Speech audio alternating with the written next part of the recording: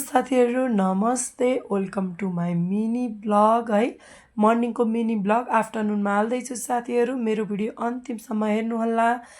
अनि म चाहिँ यता आज सानो बाबुको गरा पूजा गर्ने भनेर आएको छु है साथीहरू। भिडियो चाहिँ ढिलो भयो कि त्यही भएर अनि म चाहिँ चिया पकाउन लागेँ साथीहरू। अनि यता पुवा पनि रेडी भइसकेछ अनि चामल भिजाएर राखेँ, दाल पनि पाक्यो है। अनि यता चिया पनि गुद्रु गुद्रु गुद्रु गुद्रु भएर पाक्दैछ साथीहरू। अनि चिया पनि पाकिसक्यो होइन। अनि चियालाई हाल्न लागेँ साथीहरू।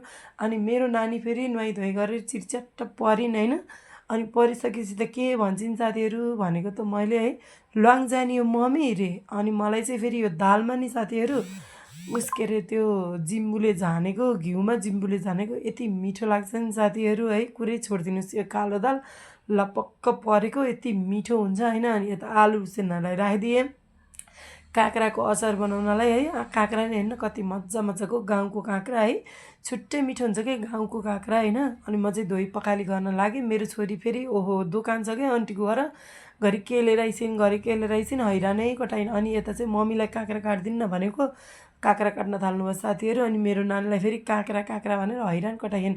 अनि मम्मीले गुदी गुदी खान्छन् यिनले भनेर गुदी दिनुभएको हुँदैन अरे, उसै चाहियो अरे। अनि है अनि दिएर पठाइयो। अनि दिदी र मम्मीले काँक्रा साक्रा काट्ने प्याज स्याज खुर्सानी सुर्सानी काट्न थाल्नुभयो। म चाहिँ यता आलुलाई ग्यासमा बसालिदिएँ। अनि त्यसपछि आलु पनि पाक्यो अनि सेतो तिल भुट्न थालेँ है। मलाई चाहिँ फेरि यो काँक्राको अचारमा कि कालो तिल कि सेतो तिल मिठो लाग्छ, आलस हालेर चाहिँ खासै मन पर्दैन। अनि मेरो पूजा पनि भइरहेछ साथीहरू यता होइन, बाबुको पूजा होइन मेरो भनेपछि फेरि मेरो नानी फेरि खुसी हुँदै हेर्नु न जय जय भनेर है, कति खुसी भइसिन् होइन।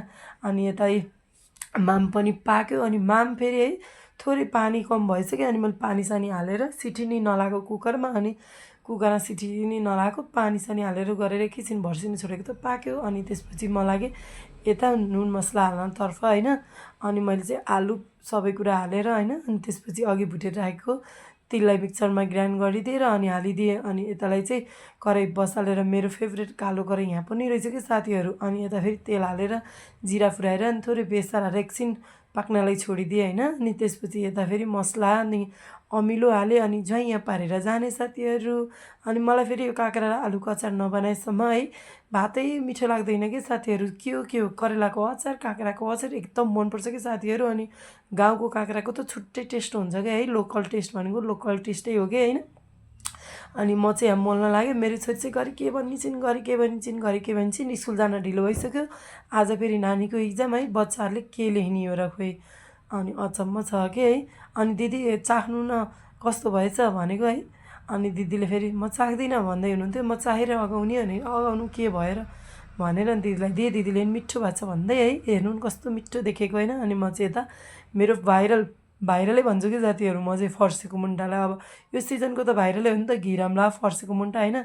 अनि म चाहिँ भुट्दैछु साथीहरू होइन, पारकपुरुक पारेर भुट्न थालेँ। अनि मेरो नानीलाई फेरि मोबाइल चाहियो अरे के। अनि यता फेरि पूजासुजा भ्याइएर अनि तावा बान्न लागेँ। बाबुलाई टिका लाउने तावा बान्ने गर्न लानुमा मलाई पनि गुरुले टिका लाउने तावा बान्ने गर्न थाल्यौँ साथीहरू। अनि मेरो गरासरा काटियोस् भन्नु है गुरुबा भनेको। अनि मेरो सपनामा फेरि एकदम मन्दिर देखिन्छन् कि। अनि मैले सोधेको त एकदम राम्रो हो भन्दै हुनुहुन्थ्यो। अब राम्रै छ राम्रै होस् होइन, कामना गर्दै। अनि मेरो नानी पनि टिका लाउने उ गर्ने गर्न थालिन् है। यति अगाडि पहिला पहिला त यस्तो मान्थिनन् कि होइन।